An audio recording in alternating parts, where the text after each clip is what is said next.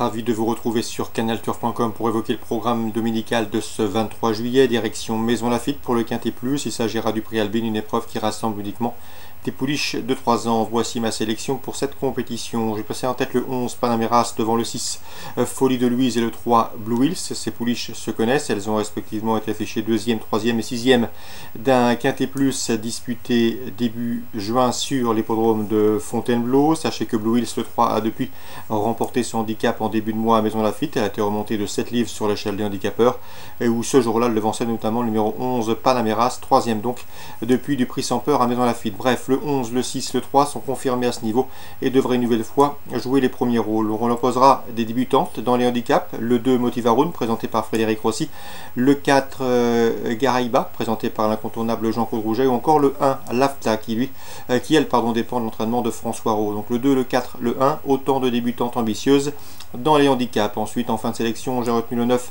Corville et le 4 Nili. Elles se connaissent, elles ont été affichées 3e et 4e d'un handicap de même acabit disputé fin juin sur l'hippodrome de Clairefontaine. C'était sur la distance qui nous intéresse, 1800 mètres, résumé chiffré pour ce quintet mansonien.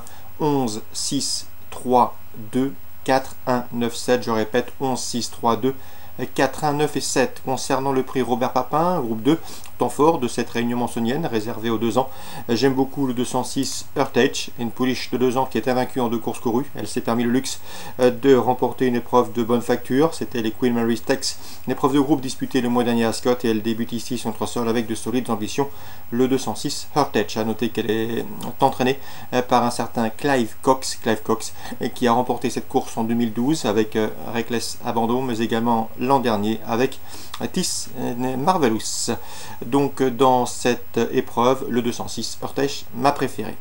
Dans la 4e épreuve de list-up, le prix de Bagatelle, j'aime beaucoup la protégée de Freddy Head, c'est le 401 Tissal, qui avait débuté victorieusement sur cette piste de Maison Lafitte l'an dernier, qui pour sa course de rentrée a pris une excellente 2e place dans le prix Finlande Unisted, disputé fin mai ici. L'occasion lui est donnée de renouer avec la victoire, le 401 et Tissal dans le prix de Bagatelle. Freddy Head qui me semble également en mesure de bien faire dans le prix Carousel, il présente le 602 Traveling Man.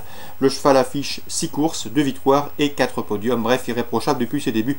Il reste d'ailleurs sur 4 podiums ici, il mériterait amplement de jouer les premiers rôles de la victoire, lui qui ne manque pas de tenue, le 602 Traveling Man. Donc attention, protégé de Freddy Head dans les 4e et 6e, les listed, 401 Tissal et 602 Traveling Man.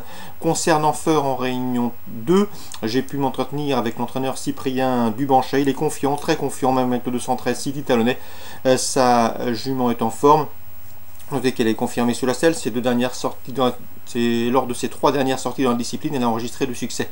C'était sur l'herbe, certes, elle est plus efficace sur l'herbe, mais la qualité de son engagement incline ici à la confiance et il serait très déçu de ne pas finir sur le podium.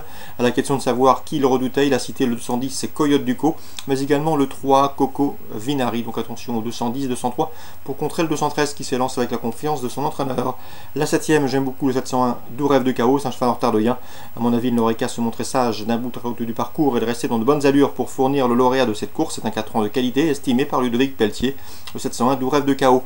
Dans la 9e, le 907 Vainqueur Island est un favori logique. Le cheval est pieds nus, il est en forme. Il a remporté 3 de ses 4 dernières sorties publiques. La dernière en date ayant obtenu sur cette piste le 7 juillet. Bref, difficile de l'imaginer hors du coup dans ce rendez-vous, le 907 Vainqueur Island. Concernant la test en réunion 4, j'aime beaucoup le 305 Miss Melbourne. Elle a couru de meilleur lot. Elle trouve ici l'occasion d'ouvrir son palmarès. 305 Miss Melbourne. Autre femelle à suivre, c'est le 701 Mabroka. Une valeur sûre dans les tournois de ce genre. Donc à la test réunion 4, le 305 Miss Melbourne et le 701 Mabroka présenté par Didier Guillemin.